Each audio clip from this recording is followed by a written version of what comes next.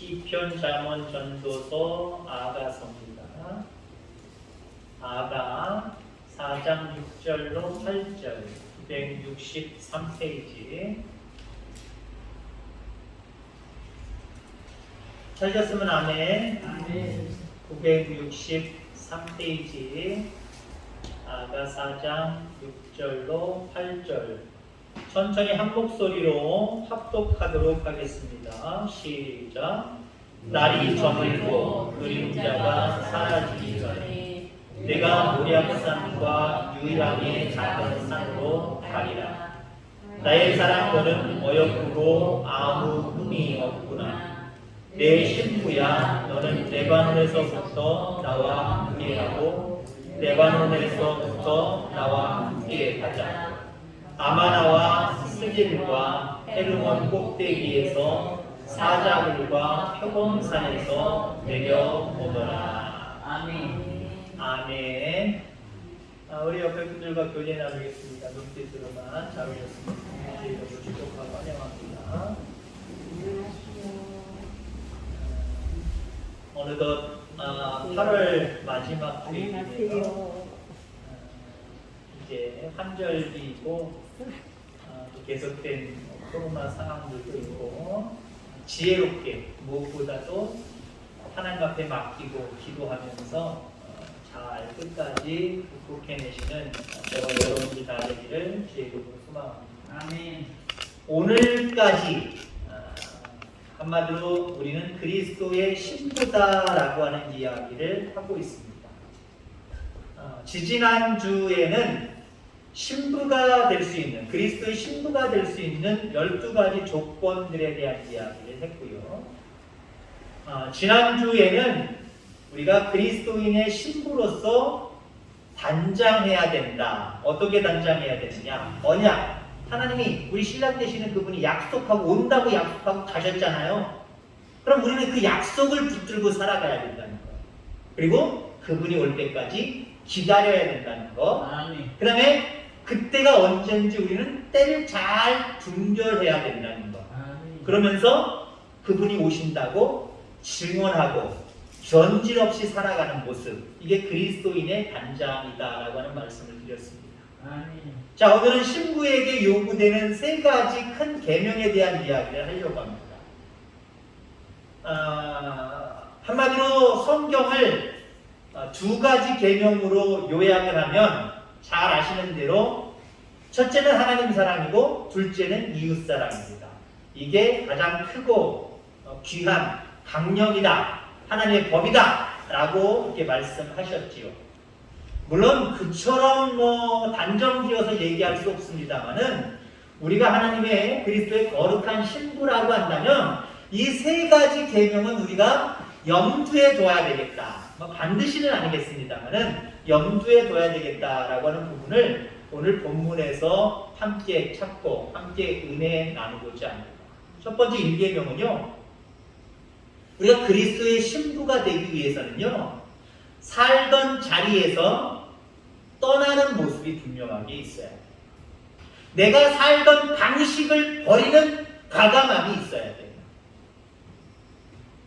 8절 말씀해 보니까 내 신부야 너는 레바논에서부터 나와 함께하고 레바논에서부터 나와 함께 가자.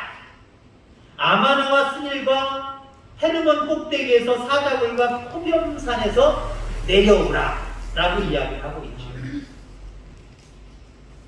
자, 신랑 솔로몬입니다. 본문의 속에서 이야기할 때 여기 신랑은 솔로몬을 얘기하는 거고 신부는 슐람미 여인을 이야기하는 겁니다. 근데 이 아가서가 둘만의 사랑 얘기로 끝나는 게 아니라 정경으로, 성경으로 이렇게 우리 가운데 들려지는 것은 솔로몬의 입장을 하나님의 입장으로, 그 다음에 슐람미 여인의 입장을 우리의 입장으로 바라보면 하나님과 우리 사이에 이 연애 편지가 되는 거예요. 아가서가요.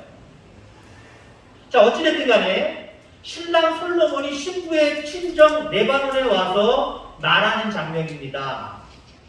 지난주에 그런 어떤 유대인들의 결혼식 법에 대해서 이야기를 했지요.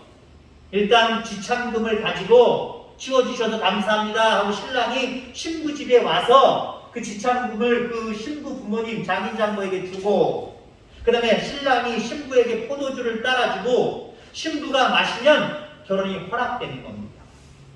그리고 언제가 될지 모르지만 내가 반드시 돌아올게, 돌아와서 당신 데리고 갈 거야, 그때 함께 가자 하고 신랑이 간다 그랬어요. 1년에서 2년 걸린다 그랬어요. 알 수 없다.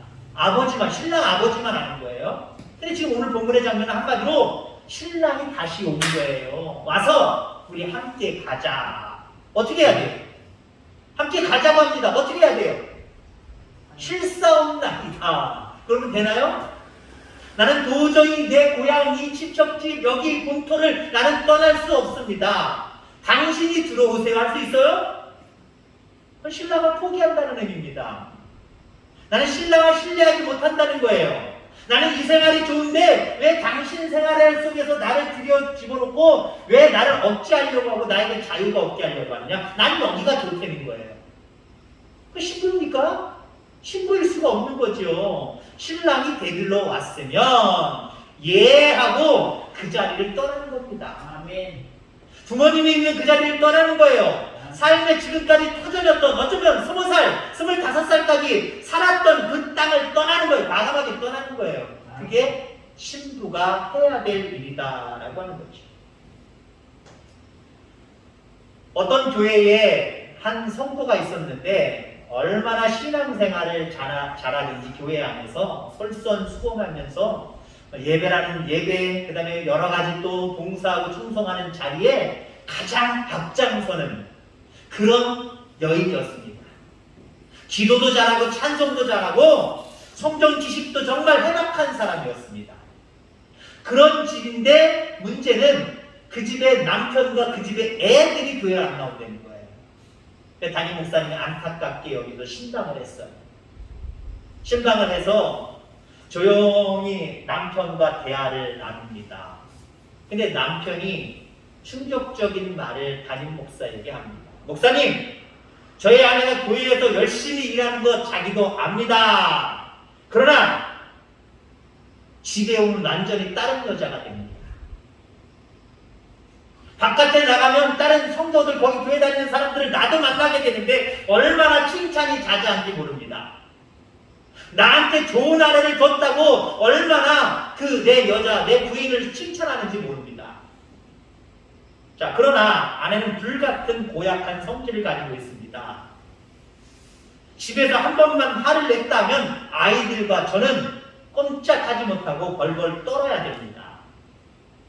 저는 이렇게 살아가는 것이 올바른 교인의 삶이 아니라고 저는 생각합니다. 그래서 저는 교회에 안 갑니다. 애들도 엄마가 싫어서 교회 안 갑니다. 그런 말을 전합니다.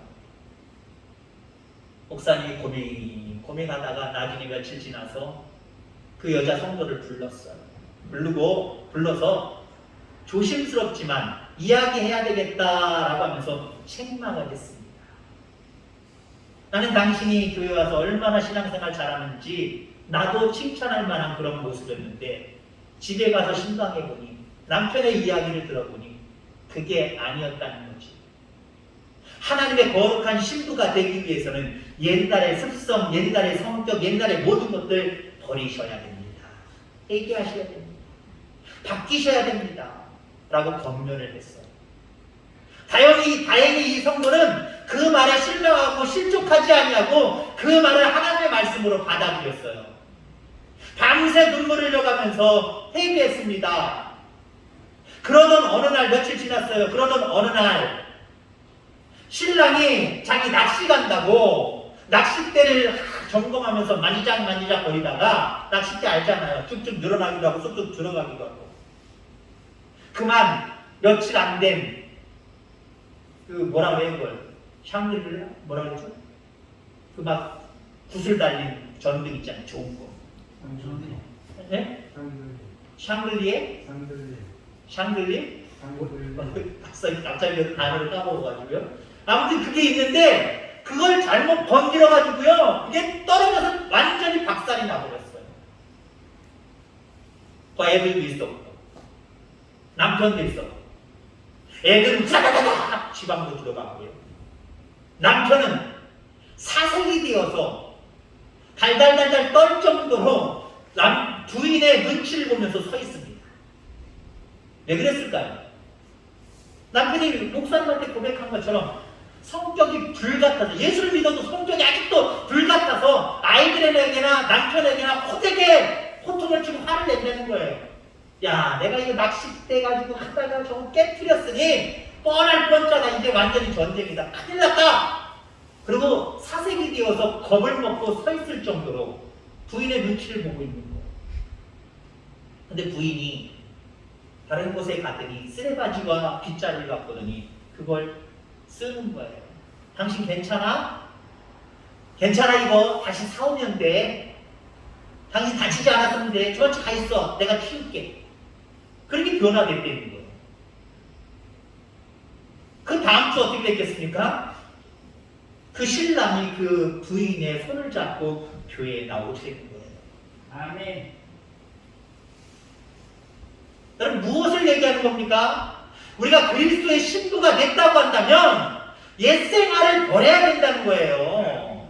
옛날에 예수 믿기 전에, 은혜 받기 전에 그 모습에서 떠나와야 된다는 거예요. 떠나지 못하면 그 거룩한 하나님의 신부가 될 수 없다는 거죠. 여러분의 삶의 자리에서 떠나보내야 될 것들이 무엇이 있겠습니까? 다시는 그 생활, 그 생각, 그 행동 하지 말아야 될 것들이 어떤 것들입니까? 이런 것들을 버릴 수 있는 저와 여러분들 다 되기를 주의 이름으로 축원합니다. 아멘. 오늘 산이 3개가 나옵니다. 우리가 처음 읽었던 6절의 말씀에 보면은 산이 3가지가 나오죠. 거기에 보면은 4장 제가 6절부터 읽었죠. 6절부터 읽었고 보면은 날이 저물고 그림자가 사라지기 전에 내가 모략산과 유황의 작은 산으로 가리라. 나의 사랑 너는 어여쁘고 아무 흠이 없구나. 그 다음에 8절입니다. 내 신부야 너는 레바논에서부터 나와 함께하고 레바논에서부터 나와 함께 가자. 아마나와. 여기 아마나와를 거기에 단어 하나를 붙이면 아마나 산과 스닐산과 헤르몬 산에서 라고 하는 그 의미가 있습니다. 3가지 산이 나오죠. 아마나, 스닐, 헤르몬. 의미가 다 달라요. 아마나는 끊임없이 흐름, 영원하다, 불변하다라고 하는 그런 의미가 있어요. 스닐은 신산이라고 하는 의미가 있습니다. 성결하다라고 하는 의미예요. 헤르몬 꼭대기, 헤르몬산, 이거는 성결, 거룩하게 구별됐다라고 하는 의미가 있죠. 자, 그러니까 이게 무슨 의미가 있냐면요. 신랑 되신 예수님은 우리가 아마산처럼 변하지 않는 마음을 지닌 신랑으로 예수님을 따르기를 원한다는 거예요. 변하지 않는 모습으로 신랑 예수님을 따르기를 신랑 되시는 예수님은 우리에게 바라고 있다는 거예요. 변하지 않는 모습. 아마나입니다. 그리고 신산 성결. 신랑 되신 예수님을 성결한 모습으로 따르길 원한다는 거예요. 그리고 헤르몬산처럼 이 성별이 거룩하게 구별되는 거거든요. 거룩하게 성별되어서 신랑 예수님을 따르기를 원한다는 거예요. 신랑이 정해졌는데 우리의 신랑은 예수 그리스도인데 그분을 신랑으로 맞이한 우리들이 그 신랑에게서 변질된 마음을 가지고 그분만을 사랑하는 사랑이 변질되어서 지저분해지고 거룩하게 구별되지 못한 모습으로 살아간다면 이건 진정한 그리스도의 신부가 아니라는 거죠. 그리스도의 신부가 되었다면 쉽게 변하는 모습, 성결하지 못한 모습, 구별되지 못한 모습, 이거에서 떠난다는 거예요. 이걸 버리고 떠난다는 거예요. 이런 결단이 저와 여러분들 가운데 있게 되기를 주의 이름으로 축원합니다. 아멘. 자, 그지나 우리가 신부가 되기 위해서 3가지 계명을 이야기하는데 2번째 계명은 뭘까? 신랑 예수님이 좋아하는 향으로 단장해야 됩니다. 신랑이 지금 데리러 왔단 말이에요. 데리러 왔는데 이제 그 신랑을 당연히 이 자리를 떠나서 고향을 떠나서 신랑을 쫓아가야 되는데 신랑 예수님이 좋아하는 향으로 단장해야 된다라고 하는 겁니다. 6절 말씀에 날이 저물고 그림자가 사라지기 전에, 이 말은 신랑 솔로몬이 첫날 밤을 기다리는 마음을 표현하고 있어요. 자, 신랑은 신부와 함께 모략산과 유향산으로 가겠다 약속을 하고 있습니다. 신부에게 와서 이제 너를 데리고, 당신을 데리고 모략산과 유황산으로 가자라고 이야기를 하고 있는 거예요. 그럼 어떤 사람들은 신랑의 고향이, 신랑의 집이 모략산과 유황산에 있나 보다라고 이야기하는데 그건 착각이고요. 상징적인 의미가 있는 거예요. 사실 모략산과 유황산은 실제 존재하는 산이 아닙니다. 거기 몰약, 유향, 여러분 기억나실 겁니다. 동방 박사들이 예수님을 선물을 가지고 경배할 때 가지고 갔던 물품 중에 하나죠. 두 가지가 다 그렇죠. 자, 이것은 유향도 그렇고 몰약도 그렇고 질 좋은 화장품의 재료입니다. 근데 사실 이것도 이스라엘 땅에서 생산되지도 않아요. 그러니까 산으로 치면은 이건 이스라엘 땅에 존재하는 산도 아니고 화장품의 원료인 향으로 따지면 이것도 이스라엘에서 생산도 되지 못하는 그런 모습이란 말이에요. 근데 지금 신랑 되는 솔로몬, 신랑 되는 주님이 우리에게 와서 모략산과 유황산으로 가자라고 이야기를 하고 있어요. 자, 이것은 다른 것이 아닙니다. 신부의 몸에서 모략과 유향의 향기가 흐르고 있기를 바라는 소망을 담고 있는 거예요. 나를 따라갈 자, 나를 따르려고 한다면, 나의 거룩한 신부로 나를 따르려고 한다면 너희 몸에서 유향 냄새가 나야 되고 모략 냄새가 풍겨야 돼. 한마디로 그리스도를 닮은 그리스도의 향기가 우리 속에 있어야 된다는 거예요. 여러분들, 우리가 거룩한 하나님의 신부가 되기를 간절히 소망하십니까? 그렇다고 한다면 우리의 삶의 자리, 내가 늘 예수님 믿기 이전의 모습에서 떠나야 되지만 거기에 더 적극적으로 우리는 그리스도의 향기가 나는 사람들이 돼야 돼요. 그리스도의 향기가 나는 사람이 돼야 된다.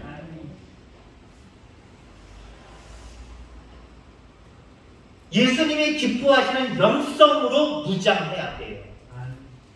그래야 하나님이 그 향에 취해서 우리를 찾아오신다는 거죠. 여러분, 늘 향기 나는 삶을 살아가는 거룩한 하나님의 신부가 되기를 주의 이름으로 축원합니다.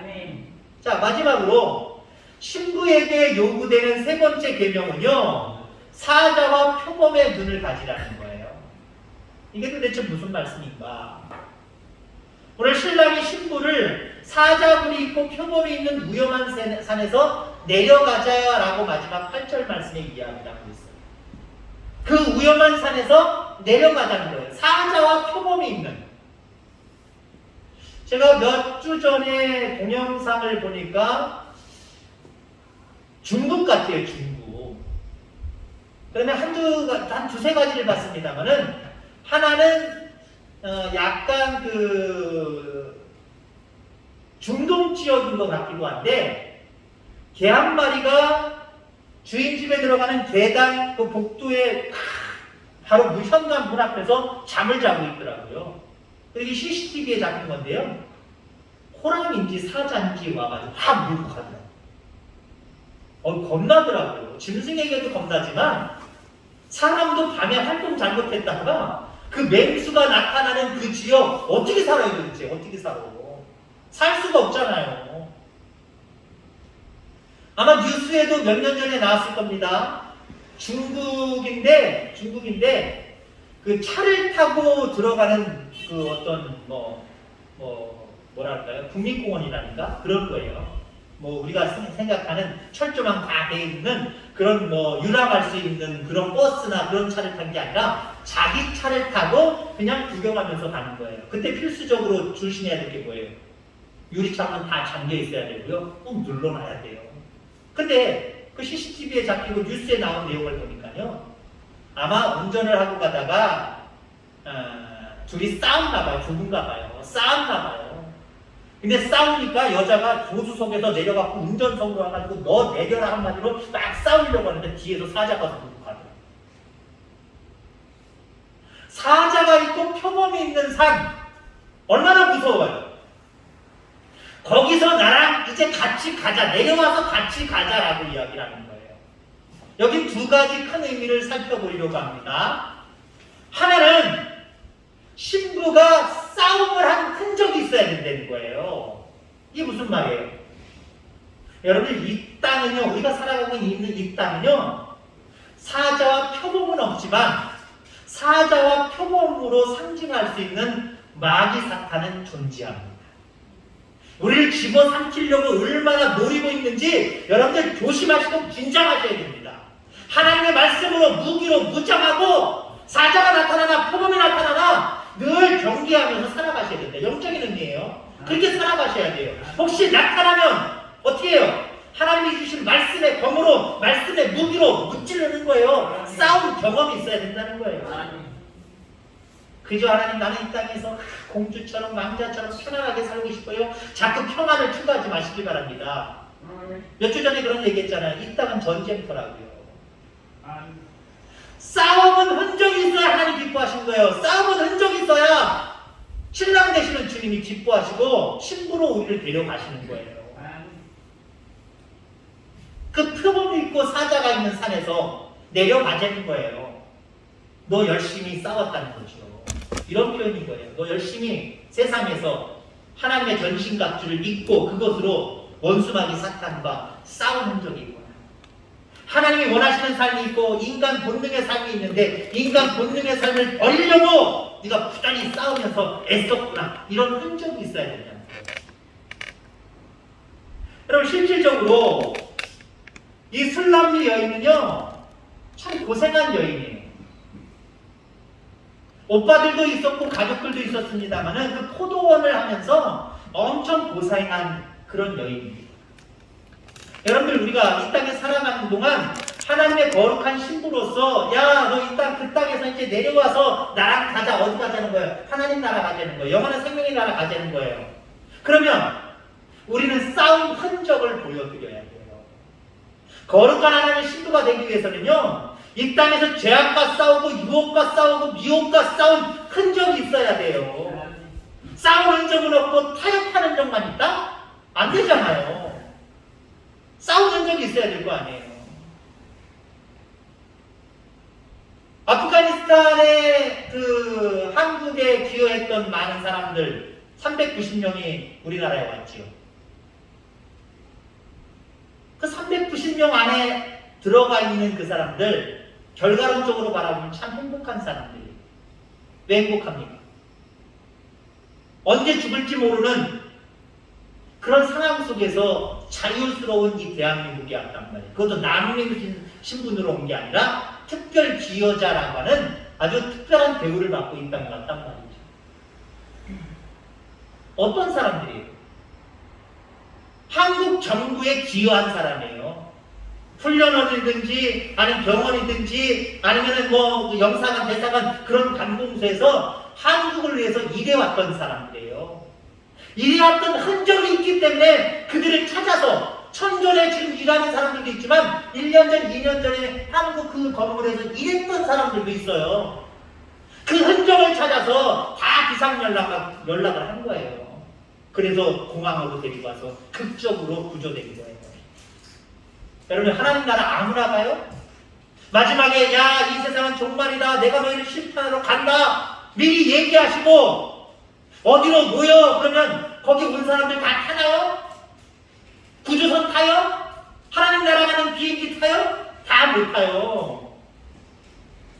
더 태울 수도 있겠지만 거기 391명이라고 했는데 실질적으로 온 사람은 390명입니다. 한 명이 빠졌어요. 아프가니스탄에서 중간 기착지로 왔는데 더 자세하게 신분을 조회하다 보니까 거기에 다른 사람, 의심스러운 한 사람이 발견됐고 다시 돌려보냈어요. 하나님 정확하십니다. 구원받을 자, 구원받지 못할 자 구분 못하시는 분이 아니에요. 명확하게 구분하십니다. 그러면 그 명확하게 구분되는 그 구분점에 하나님이 신랑 되시는 우리 주님이 보시는 게 뭐예요? 세상에서 제약과 유혹과 미혹과 싸울 흔적을 나한테 보여달라는 거예요. 보여줄 수 있어요. 아무 흔적 없이 살아가는 게 평안한 삶이 아니에요. 행복한 삶이 아니에요. 이 땅은 전쟁터가 있기 때문에 하나님의 말씀으로 늘 무장해서 제약과 사탄과 유혹과 미혹과 날마다 싸우는 여러분들 되시길 바랍니다. 아멘. 그러면 하나님의 거룩한 신부로 부름받지 못할 일이 없어요. 반드시 부름받게 되어 있어요. 자, 이렇게 세 가지 계명을 가지고 살아가는 신부에게 오늘 신랑이 와서 이야기합니다. 7절 말씀. 나의 사랑 너는 어여쁘고 아무 흠이 없구나. 사실 앞서도 얘기했지만 술람피 여인은요 피부 색깔이 검은잡잡합니다. 왜 검은잡잡해요? 하도 포도원에서 열심히 일했기 때문에 아침부터 저녁까지 늘 일만 했기 때문에 햇볕에 그을린 거예요. 글쎄요, 뭐 이것도 편애일 수도 있지만 세상 사람들이 바라보는 관점으로 얘기하면 보편적인 관점이에요. 당연한 관점이 아니라 진리의 관점이 아니라 보편적인 관점으로 바라보면 피부가 하얘야 미인이라 그러지 피부가 검은잡잡하면 미인이라 소리 잘 안 하더라고요. 보편적인 거라 했어요. 당연한 거 아니에요. 그런 맥락으로 바라보면 지금 솔로몬이 그 여인을 바라보고 술람 여인을 바라보고 이야 정말 어렵다 라고 할 수 있는 얼굴이 아니라니까요. 태양에 그을려서 그냥 검은잡잡한 피부를 가지고 있어요. 그 다음에 오빠들의 구박을 받으면서 그 포도원에서 일했기 때문에 이곳저곳에 상처가 많단 말이에요. 그 상처가 많은 모습 어떤 남자가 바라보면 야 저 팔뚝 봐, 야 저 얼굴 봐, 야 저 목선 봐 이러면서 이렇게 쳐다볼 수도 있겠어요. 아유 여자가 이렇게 상처가 많아, 아유 지저분해 보여 그러겠죠. 그 다음에 이 술람 여인은 자기 스스로 2장 1절에 고백합니다. 수많은 예루살렘 여자 중에 하나라는 거예요. 자기는 그냥 평범한 여자라는 거예요. 별 볼품없는 평범한 여자인데 지금 솔로몬이 뭐라고 그랬어요? 나의 사랑 너는 어여쁘고 암이 흠이 없도다. 여러분들 이 땅에서 우리는 많은 사람들에게 인정받으며 살려고 기다려 했어요. 너무도 했어요. 직장에서 상사에게 인정받으려고 얼마나 했어요. 주변의 사람들에게 인정받으려고 얼마나 했어요. 나를 알아주기를 바라면서 얼마나 했어요. 여러분 그런데 중요한 것은 신랑 되신 주님이 나를 알아보시면 그걸로 끝난 거예요. 그게 최고예요. 다른 사람은 나를 알아보지 못하고 다른 사람은 내 그덕과 내 여러 가지 모든 것들을 못 알아준다고 할지라도 주님이 나를 알아주시면 우리는 그걸로 끝난 거예요. 그걸로 된 거 아닙니까? 물론 반드시 왕의 부인이 된다고 좋은 건 아니겠습니다만 아무 볼품은 없는 그 여인 어떤 남자들도 거들떠보지 않는 만약에 이 술람 여인이라고 하더라도 지금 솔로몬 왕의 눈에 들어올단 말이에요. 죄송한 표현이지만 그걸로 끝난 거 아니에요? 물론 앞서도 얘기했지만 반드시 왕한테 반드시 돈 있는 사람한테 권력 있는 사람한테 시집가고 장가간다고 다 좋은 건 아니에요. 그런데 우리가 오늘 말씀의 이해를 돕고자 조금 간단하게만 생각해보자. 끝난 거잖아요. 누구보다도 행복할 수 있는 조건이 가져진 거잖아요. 여러분 우리의 신랑 예수님은요 내가 시집가서 봤더니 이 남자도 다른 남자랑 똑같아 그놈이 그놈이야 라고 얘기할 수 있는 분이 아니에요. 달라도 너무 다르신 분이에요. 진실 때도 너무 진실 될 분이에요. 거짓이 없으신 분이에요. 이 세상을 창조하신 분이고 우리의 생사하고 지금도 주관하실 뿐만 아니라 우리를 영원토록 사랑하시고 그 영원한 집에 우리를 데려가실 분이에요. 변하지 않은 분이라니까요. 근데 그분이 나의 사랑 어여쁜 자야 라고 우리를 어여쁘게 보신다면 그것으로 우리는 정말 행복하지 않겠습니까? 행복의 조건을 다른 사람 다른 곳에서 찾지 말고요 하나님이 나를 그렇게 사랑하시는구나 어여삐 봐주시는구나 라고 하는 것에서 여러분들의 삶에 큰 의미를 찾게 되기를 주의 이름으로 축원합니다. 너는 아무 흠이 없다. 흠이 없긴 뭐가 흠이 없어요. 아까도 얘기했잖아요. 얼굴이 벌써 태양으로 더무잡잡하고 별로 안 좋다니까요. 그리고 많은 상처로 인하여서 그 상처 때문에 어여쁘다라고 이야기할 수 없을 뿐만 아니라 많은 흉터가 흠이 그에게 있을 수밖에 없었다는 거예요. 근데 너는 아무 흠도 없어. 신랑 되시는 주님이 마지막 우리를 신부로 부르시는 그날에 나의 사랑 어여쁜 자야 라고 이야기하시고 너는 나에게 아무 흠이 없이 그냥 이쁘게만 보여 라고 말씀하신다면 그것으로 우리의 인생은 성공하는 거예요. 아멘. 여러분 그렇습니다. 하나님 우리를 신부 삼아 주셨습니다. 내가 데리러 오마라고 약속하시면서 우리에게 소망을 주셨습니다. 아멘. 이렇게 소망 있는 자들로서 이 땅에 살아가면서 그 신랑을 위해서 내가 버려야 될 부분들 과감히 버리시기를 간절히 소망합니다. 아멘. 그리고 우리를 유혹하고 현혹하는 나는 이미 약혼한 남자가 있는 거잖아요. 예수 그리스도 신랑 되신 그분이 있는 거잖아요. 아멘. 세상에 얼마나 나를 유혹하는 사람들이 많을까요? 춘향이를 유혹하듯이 지난번에 이야기했던 그 모습처럼 그 영주가 어떤 여자를 사랑해서 내 부인이 되어줘 라고 유혹하는 것처럼 많은 유혹이 있을 거예요. 그 유혹과 싸우는 흔적이 우리에게 있어야 돼요. 그리고 우리의 삶 가운데 인정하시는 그 귀한 은혜가 우리 속에 다가오게 되어 있어요. 그분이 다가오시게 되어 있어요. 주님의 때를, 주님이 다시 오실 그날을 기약하면서 이렇게 신부된 조건들, 요구들을 잘 갖추면서 믿음 안에서 살아가는 거룩한 신부들 다 되기를 주의 이름으로 축원합니다. 아멘. 기도하겠습니다. 하나님 아버지